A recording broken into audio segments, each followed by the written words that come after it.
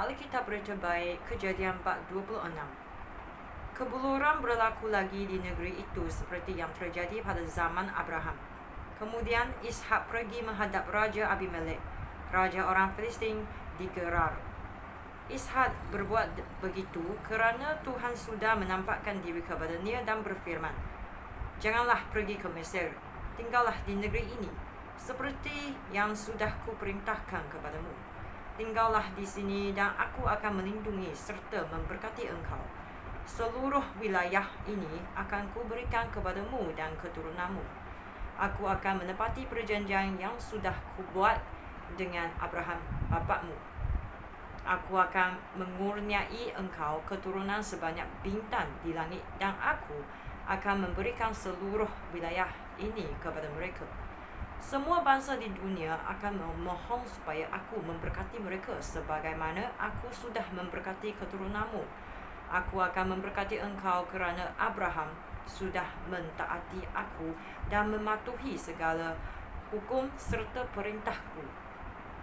Oleh itu, Ishak tinggal di Gerar. Apabila orang lelaki di sana bertanya tentang Ribka, dia berkata bahawa Ribka itu adiknya. Ishak tidak mahu mengaku bahawa Ribka itu isterinya kerana dia takut orang lelaki di sana akan membunuhnya untuk mendapatkan Ribka yang sangat cantik itu. Selepas Ishak tinggal di sana beberapa lama, Raja Abimelek memandang ke bawah dari tingkapnya dan nampak Ishak sedang bercumbu-cumbuan dengan Ribka. Maka Raja Abimelek memanggil Ishak dan bertanya, "Bukankah wanita itu isterimu? Mengapa kamu mengatakan dia adikmu?" Ishak menjawab, "Hamba fikir hamba akan dibunuh jika mengatakan bahawa dia isteri hamba." Raja Abimelek bertitah, "Apakah yang sudah kamu lakukan terhadap kami? Salah seorang daripada orang beta dengan mudahnya dapat meniduri isterimu dan kamu akan bertanggungjawab terhadap kesalahan kami." Kemudian Raja Abimelek memberikan amaran kepada rakyatnya, "Sesiapa yang mengganggu orang ini ataupun isterinya akan dibunuh."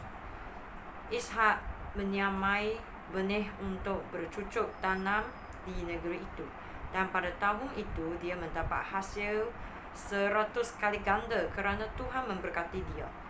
Kekayaannya semakin bertambah dan dia menjadi kaya raya. Orang Filistin berasa iri hati terhadapnya kerana dia mempunyai banyak kawanan domba dan lembu serta banyak hamba.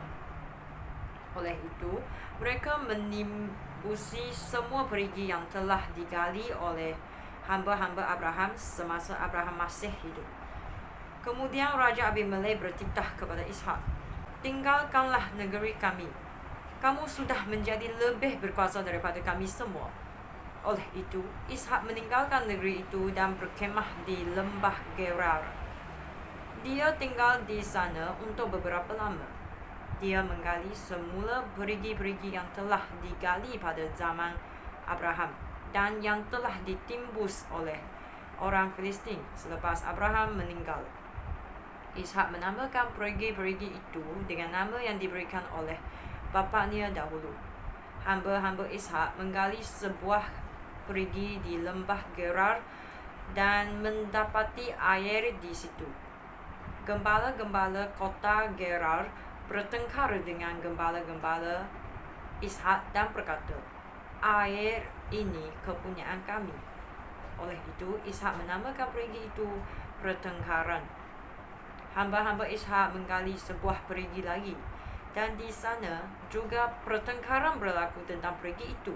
Oleh itu, dia menamakan perigi itu permusuhan. Kemudian dia berpindah dari situ dan menggali sebuah perigi lagi. Kali ini pertengkaran tidak berlaku. Maka Ishak menamakan perigi itu kebebasan. Dia berkata, "Kini Tuhan sudah mengurniakan kebebasan kepada kita untuk tinggal di negeri ini, dan kita akan makmur di sini." Kemudian Ishak meninggalkan tempat itu dan tiba di Berseba. Pada malam itu, Tuhan menampakkan diri kepada Ishak dan berfirman, "Akulah Allah bapakmu Abraham. Janganlah takut. Aku akan melindungi engkau. Aku akan memberkati engkau dan mengurniai engkau keturunan yang banyak kerana janjiku kepada hamba-Ku Abraham. Lalu Ishak membina sebuah mazbah dan menyembah Tuhan di situ. Kemudian dia memasang kemahnya di sana dan hamba-hambanya menggali sebuah perigi lagi. Pada suatu hari, Raja Abimelek datang dari Gerar bersama dengan Ahuzab, penasihatnya, dan juga Pikhol, panglima tenteranya, untuk berjumpa dengan Ishak. Ishak bertanya, "Mengapa tuan-tuan datang berjumpa dengan saya sekarang? Padahal dahulu tuan-tuan memusuhi dan mengusir saya dari negeri tuan-tuan." Mereka menjawab, "Sekarang kami tahu bahawa Tuhan melindungi tuan. Lalu kami fikir lebih baik kita mengadakan perjanjian. Bersumpahlah bahawa tuan tidak akan berbuat jahat terhadap kami, sebagaimana kami tidak berbuat jahat terhadap tuan.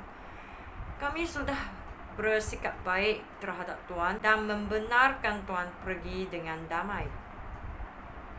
Kini sudah nyata bahawa Tuhan memberkati tuan." Kemudian Ishak menyediakan jamuan untuk mereka. Lalu mereka pun makan dan minum.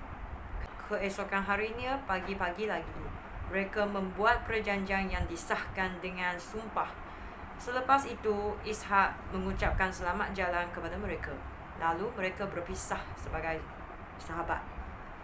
Pada hari itu juga, hamba-hamba Ishak datang dan memberitahu dia tentang perigi yang telah digali. Mereka berkata, "Kami sudah menjumpai air." Ishak menamakan perigi itu Sumpah. Demikianlah kota Berseba mendapat namanya.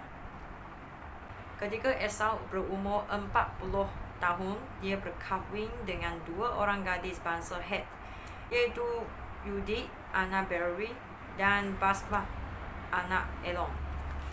Kedua-dua orang perempuan itu menyusahkan hidup Ishak dan Ribkah.